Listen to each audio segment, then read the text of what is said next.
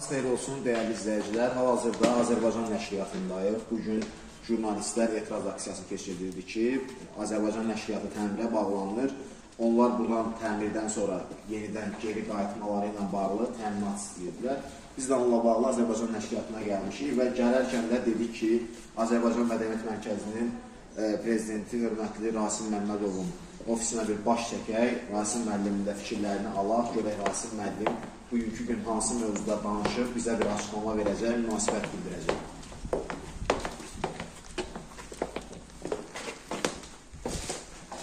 Rasim müəllim, hər vaxtınız xeyir olsun. Hoş gördük. Hoş gəldiniz. Bayaqdan danışa-danışa içəri girdik. Sizi təqdim elədim, dedim bir keçək, biz sizin fikirlərinizi alaq görək. İnşallah bugün siz nə açıqlama verəcəksiniz. Yəni ki, bu mətbuatın... Rasim müəllim, demək, Azərbaycan nəşriyyatı remonta dayanır, amma çox media nümayəndələrinə, jurnalistlərə alternativ yer verilmir. Bununla bağlı, yəni münasibətiniz necədir? Bunun biri də özünüz, bizə yer verilmir. Bizə də yer verilmir. Bilirsiniz, mən sizə bir söz deyim də, bu bina 76-77-ci illərdən tikilən binadır və bu binaya mən çox gəlmişəm vaxtıyla. Yəni 80-cı ildə, 82-ci ildə burada sambalı şəxsiyyətlər oturublar. Gözəl kişilər olublar. Nəşriyyat, bilirsiniz ki, son dövrdə nəşriyyat öz nəşriyyatını itirmişdi. Bu binanın təmirə dayanmasını arzulayanlardan biri də mənəm. Çünki gördüyünüz kimi, bax, bu otağı çəkin, bu koridoru çəkin. Göstərdim artıq. Biz buraların hamısını, mən şəxsən 2015-ci ildə Cənab Prezident ictimai nəzarətlə bağlı xalqa çağırış eləyəndə, ictimai nəzarətə həyata keçirin, məmur özbaşınalığı qarşısında mübarizə aparın. Biz bu fikrə bir patriot olaraq səs verdik. Bilirsiniz ki, 10 ildən artıqdır bu fəaliyyətdə biz həyata keçiririk. Biz fikirləşdik ki, Cənab Prezidentin çağırışı ilə olan ictimai nəzarət təşkilatının ofisi də özünə uyğun olmalıdır. Görkəmli olmalıdır. Əlbəttə ki. Onu biz bu formatı yaratdıq. Ancaq bu günlərim mən çox istəyərdim ki, Azərbaycan nəşriyyatının rəhbərliyi elə bu etajın təmirini, bu mərtəbənin təmirini bu qaydada saxlamaq şərtlə binanı da təmir edə bilər. Ancaq o istəklərlə asılıdır. Biz sadəcə təklif edirik. Bilirsiniz ki, külli miqdarda bura vəsait qoyulur. Bəli, biz liftdən çıxan kimi gördük ki, liftin qarşısı oradan artıq... Bəli, Heydər Əliyev İctimai Muzeyidir. Orada... Bu öndərimizin və onun... Hələ burada akt zalı var, burada akt zalı müstəşəm... O başdakı qapıya da diqqət elədik. Bəli, bunların hamısı... Bunun hamısını şəxsi vəsaitinizə eləmişsiniz. Bəli, şəxsi vəsaitimiz hesabına eləmişik və bu günlərində bura dağılır. Mən heç uf da demirəm, etiraz etmirəm, dağılır, canısı olsun. Təmirinin sizə tərəfdarısınız. İnsanlar da yaşayır, böyüyür, dünyasını dəyişir. Bəli. 10 il bundan qabaq təmir eləmişdi, bu nə vaxtsa bitməlidir sonra. Ancaq binanın təmiri bizə ləzzət edir ki, yəni yaxşı ki, bu binanın. Ancaq əgər bu binanın təmirindən sonra bu binaya insanları qaytarmamaq, bu biraz ədalətsiz olar. İndi ədalətdən danışmaq mümkün deyil. Çünki dünyanın bir nömrəli ofisində, bir nömrəli prezidenti, əgər bir ölkənin prezidentinin gedib arvadı ilə yuxudan oğruyub gətirirsə, hansı ədalətdən danışacaq? Ədalət Allahın bizə yazdığı qismətdir. Ona görə də biz də çalışırıq ədalətli danışaq ki, yox, heç olmasa icazə versinlər. Bax, siz o qapılara baxırsınız da, biz onlara baxalı qapılardır. Heç olmasa o qapılarımızı çıxartmaq. Baxın, bax, bu qapıların özünü uşaqlar, gəlin baxmaq istədik. Bax, görürsünüz də burada necə qapılar var. Əgər bu bina təmirə dayanırsa, bu iki özünüzü məmuru uşaqmışıq, 2 qat qapı eləmişdir, bilirsiniz də. Bax, buranı görürsünüz qapılar. Sonra bunları icazə verələr ki, biz bunları çıxardaq, biz bunları dəyər verək. Hazırda bütün görülən hər bir mebel, qapılar, hər biri sökülür, çıxardır. Bəli, bu heç, bu şəxsi əşyalarımızda kondisioner mebelləri çıxacaq. Bizim problemimiz burada olan böyük bir sərmayə qoyduğumuz qapılar var. Bax, görürsünüz, aktiv zalda. Bayaq qaydadan gələndə onları da göstərir. Siz görürsünüz, olan böyük bir belə bir ölçə qapı ilə. Bir 4000-ə qədər çox verilmir. Hər yerə kamera çəkir. Bəli, kamera çəkir. Eyb yox. Bax, bu qapılar yoxdur, sağ-sol, hamısı dəyişdirilir. Əgər bina təmirə dayanırsa, yəqin ki, bu sıfırdan təmin olunur. Bəli. Buradakı məhsullar onlara lazım deyil. Bəli. Niyə görə biz bunu zibilə ataq ki? Elə özümüzə verin, özümüz də bunu aparaq, biz dərdimizə, sərimizə verək. Mən bilirəm ki, burada jurnalistlər də etiraz elədi, bilirəm ki, redaksiya rəhbərləri də etiraz elədi, haqlıdır. Rasim müəllim etirazını bildirməyib, səsini çıxartmadan binanı tərk edənlər də var idi. Biz aşağıda onda gördük, münasibət öyrənmək istədik, fikirlərini almaq istədik. Heç bir fikir bildirmədilər. Bəs onlara nə demək istəyirsiniz? Mövqeysiz insanlar cəmiyyət üçün təhlükəli unsurlardır. Bunu Heydər Əliyev deyib. Bəli, çox Mövqeysiz gözəl. insanlar cəmiyyət üçün təhlükəli unsurlardır. İndi kimlər mövqeyi bildirib, mövqeyi bildirməyib deyə bilmərəm. Ancaq mən sizə bir dənə onu deyirəm ki, nə etsin ki, bəlkə biri qorxur, biri ürkür, biri çəkinir, biri narahatdır, biri qorxur ki, onun oğlunu işdən çıxardarlar, biri qorxur ki, qızını işdən çıxardarlar, biri qorxur ki, yolda saxlayıb bir addım atarlar. Uşaqlar, mən həyatımın 10 ilini insanlar üçün xərclədim. 2015-2025 və cəzamı da çəkdim. Heç də heyfslənmirəm. Onun özündə bir gözəllik var idi. Çünki insanlar bəzən məni başqa cür qələmə verirlər. Ancaq o hadisə olandan sonra, insanların çoxu bildi ki, yox, onlar deyən adam deyirəm. Mən xalqın adamıyam. Mən həyatımın indən sonraki hissəsində bu cəmaata sərf eləyəcəm və insanlara sərf eləyəcəm. Qoy qədrimi bilsələr də bilməsələr. Çünki onun IQ-su o qədərdir də. Onun gördüyü o qədərdir. Rasim müəllim, bugün 2 fevral 2016 Gənclər günüdür. Sonuncu hal-hazırda canlımızda 300 nəfər adam var. Buyurun. 300 nəfər izləyici var. Gənclərə buradan nə demək istəyirsiniz? Bilirsiniz ki, sosial media istifadəçilərin 95% gənclərdir. Bəli. 2 gün bundan öncə burada... 311 nəfər. 2 gün bundan öncə biz burada Gənclər gününü qeyd elədik. Yəqin ki, sosial mediadan baxdınız, izlədiniz. Burada hansı gənclər gəlmişdi, yaradıcı insanlar olmuşdu.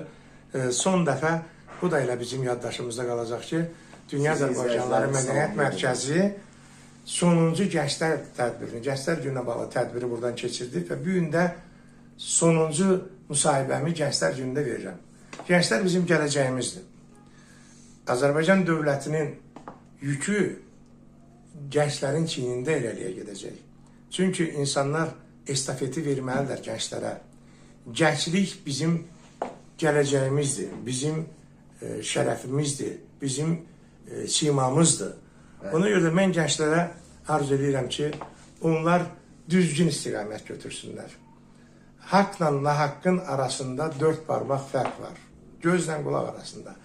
Gənclər gözü ilə gördüyünü, qulağıyla eşitdiklərinə inansınlar. Sosial şəbəkədə bir dənə axmağın biri danışmaqla onun fikirlərinə heç vaxtı razılaşmasınlar, özləri araşdırsınlar, maraqlanmışsınlar. Çünki bu dəqiqə sosial şəbəkə elədir ki, ağı qara, qaranı ağı, haqqı nahaqqı nahaqqı. Rasim müəllim, son zamanlar gənclər, hətta gənclərdən deyərdim, keçərdik biraz yuxarı yaş təbəqələrinə, sosial şəbəkələrdən düzgün istifadə edə bilmirlər.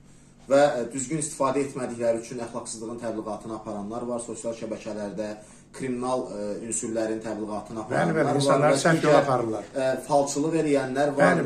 Bəzi yanlış hətta Allahlıq eləyən də var. Biri də imam. Bəli, mən Allaham və bununla bağlı Azərbaycan Respublikasının qanunvericiliyində yeni bir qanun qüvvəyə mindi ki, həmin şəxslər mütləq şəkildə əxlaqsızlığın təbliğatını aparanlar, qayda pozanlar və fahişəliyə açıq-aşkar çağırış edənlər cəzalandırılsın.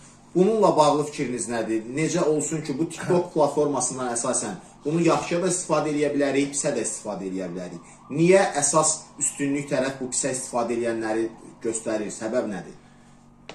Cəmiyyətin səviyyəsinin aşağı olması, elmi səviyyəsinin aşağı olması, mədəni səviyyəsinin aşağı olması, ailə tərbiyəsindən uzaq olmaları o imkan verir ki, o insanlar açıq-saçıq. Nə sosial şəbəkə, televiziyalarımız. Bax, bu Zaur verilişidir, Xoşqədəm verilişidir, Elgizin verilişidir. Sonra digər verilişlər var. Məsəl üçün, bəzən mənə də yaxın olan adamlar orada iştirak edəndə mən xəcalət çəkirəm. Ona deyirəm, getmə ora. Bu cəmaatı dolandırırsınız, şou yaradırsınız. Bilirsiniz, bu şou olmaz. Sən tanınmaq üçün kimsə yerə ürəyi geçsin, su gətirin, kimisə nə bilim neynə. Hardansa bilirsiniz, bununla heç vaxt insan qabağa gedə bilməz. Son zamanlar Azərbaycan incəsənətinə böyük zərbələr vurur. Əlbəttə ki. Efirə artıq çıxanlar ya onba reklam edirlər, ya sinə reklam edirlər. İnanırsınız ki, sosial şəbəkədən də biabırçı vəziyyətdə televiziyalardır. Bəli. Televiziyaları nə vaxt açırsan, bir Nərman Həsənzadənin, Vahid Əzizin, Söhrab Tahirin və digər bizim Sabir Rüstəmxanının şeirlərindən, yaradıcılıqlarından bir gözəl maarifləndirmə verilişi olsun. İnsanlar maariflənsin, insanları məcburi düz yola gətirmək lazımdır. Yəni həmin o televiziyalar məcburi qaydada, həmin o qabaqçı vardı, orada senzura. Həmin o senzura tətbiq olunsa, hər kəs istədiyi vaxt televizora çıxa bilməsə, hər bir televiziya 10 min ödəyib, cəmaatdan 20 min yığıb, nə bilim 100-dən okkadan çıxırlar. Biz bilirik bunların hamısını.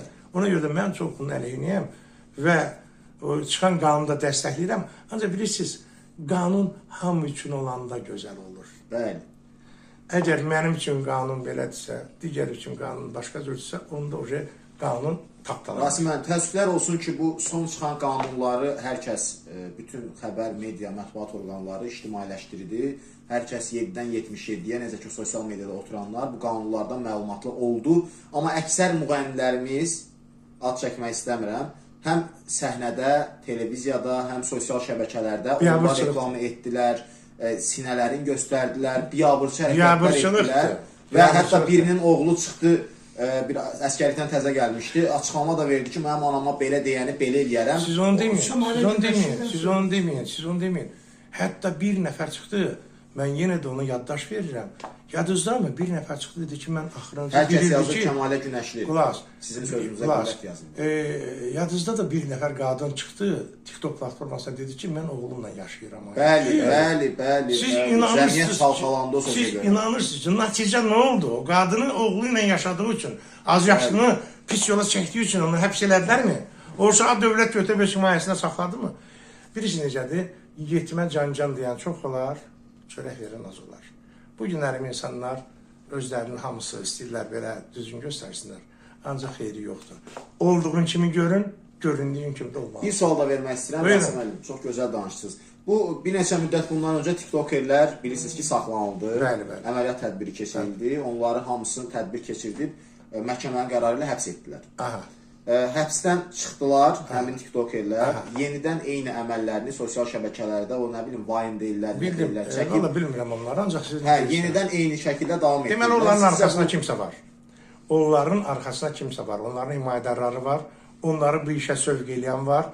Ya xarici qüvvələrdir, ya daxildə olan xarici qüvvələrin daxildəki o iqruşqalarıdır, oyuncaqlarıdır, ola bilsin. Çünki insan, əgər bir şey üçün sən cəzalanırsansa, bir şey üçün sənə cəza kəsilirlərsə və sənə güzəşt eləyirlərsə, sən o güzəştdən istifadə edib düz yola getməyə vəzən təzdən o çirkli yola gedirsənsə, həbs eləyəcəklər. Rasim müəllim, izləyicilər burada hər kəs sizi dəstəkləyir, yazırlar halal olsun. Axı nə yaz, məni söyən yoxdur orada. Niyə yazırlar, başşenlikdir bu kişi. Yox, bilirəm, bunu tutmuşlar, niyə bıraxdılar? Görün insanlar. Biri mənə görə yazıb ki, danışan Zahir Şamaldır, sonra sizə görə yazırlar, halal olsun müəllim, yetimə hay verən də yoxdur. Yazıblar ki, bəs TikTokda geyliyin reklamı gedir. Bu barədə nə deyə bilərsiniz? Ay qardaş, nəinki TikTokda gedir, nəinki televizorda da gedir. Bayram Nurunu hardan tanıyırsınız siz? Azərbaycan televiziyalarına tanımırsınız. Sosial şəbəkələrdən. Azərbaycan televiziyasında. Yəni televiziyada çıxdı. Televiziya verilişlərində. Yəni oradan tanıyırsınız da. Onların hamısını çıxardıb, oradan yetişdiriblər, şişirdiblər, indi qabağını ala bilirlər. Mənə elə gəlir ki, Azərbaycanda həmin o əxlaq və tərbiyə ilə bağlı çox ciddi qərar qəbul olunmalıdır. Bax, o övladı ilə yaşayan ananı həbs eləməlidirlər. Onun övladı ajasda dövlət götürməlidir, bilməlidir, başqası bilməlidir ki, buna görə olunur. Sosial şəbəkədə, TikTok platformasında o tərbiyəsizliyi, əxlaqsızlığı yayanlar mütləq cəzalanmalıdır. İctimai qınaq olmalıdır, ancaq məmurlar da ictimai qınağı boğur. İctimai nəzarət deyəndə elə bir ki, bunlara böyük bir problemdir. Əgər sən safsansa, əgər paksansa, sən nədən qorxmalısan? Qoy ictimai nəzarət olsun da. Bunu prezident deyir də. Prezidentin dediyi fikri boğdu bütün məmurlar. Məhv elədi. Cənab Prezidentimiz ehtimal göstərir, hansısa bir məmuru vəzifə başına gətirir. Vəzifə başına gətirəndən sonra sanki həmin o məmur Cənab Prezidentə oturub məruzə eləyəndə, danışanda başqa bir simada olur. Bəli. Sanki vəzifəyə keçəndən sonra həmin insan dəyişir. İnan ki, o kabinetdən çıxan kimi o sifətini görəsiniz. O maşına minəndə şoförlər... Hətta bu Nəsimi rayon icra hakimiyyətinin başçısı yadınızdadırsa 47 gün vəzifədə qaldı və sonra iş adamlarından ağır rüşvət aldığına görə vəzifəsindən uzaqlaşdırıldı. Yenə də şükürlər olsun ki, tez üstdən düşdülər də. Var da indi yavaş-yavaş gedirlər. Sizin kimi şəxslər çox olsa, belə danışıb təbliğat aparsalar, inanıram ki... Mən təbliğat apardım, öz cəzamı da çəkdim. Heç Vardanyanı, heç Koçaryanı, o ne bileyim, o Qarabağın, Artsakın rəhbərini mədəni şəkildə tutdular. İndi görün, bizim başımıza nə oyun gəldilər. Ona görə də çox danışdırmayın. Rasim müəllim, 17 saylı zondan salam deyirlər sizə. Ay nə gözəl, ay nə gözəl. 17-dən bəli sizə burada salam. Lap yaxşı. 17-də də mənim salamlarımı çatdırdım. Tustaqlar salam. Tustaqlar hardan salam verir? 17-də telefon yoxdur. Yox. Yəqin çıxıb, xahiş edirəm. Bax, burada biz əgər deyiriksə 17-ci kolondan salam söyləyirlər, izləyirlər. Biz oranın rəisini də, oranın rəhbərini də təhlükə qoyuruq. Bəli, yox. Bu da vicdansızlıqdır. Ancaq kimsə 17-ci kolondan çıxanlardan əgər salam söyləyirlərsə sağ olsunlar. Heç vaxt ora getməsinlər, ora düşməsinlər, özlərini qorusunlar. Bəli, Allah sizi var eləsin. Allah sizə var eləsin. Sağ olun ki, gəlmişsiniz. Bəli, indi Allah onların da ürəyinə insaf salsın ki, bizə də verir. Xeyli sayda adam izləyir. Bəli. Son olaraq nə demək istəyirsiniz? İzləyicilərlə artıq. Son olaraq sizə demək istəyirəm ki, özünüzü qoruyun. Canınızı qoruyun, dostluğunuzu qoruyun, insanları sevin, həyatda pozitiv olun, xeyriyyətçi olun. Qoy qədrin bilsələr də, bilməsələr də, Allah onun hər şeyin qədrini bilir. Çünki bilirsiniz necədə, əlimizdə çəkdiyimiz o texnologiyanı insanın beyni yaradır. İnsanı da Allah sevgidən yaradır. Görün, Allahın sevgidən yaratdığı bəndənin yaratdığı texnologiyanın gücünə baxırıq. Görün, bu texnologiyanın nə qədər gücü var. Prosto düzgün istifadə eləmirik. Əgər ürəyin safdırsa, pakdırsa, SMS bura Allahdan gəlir.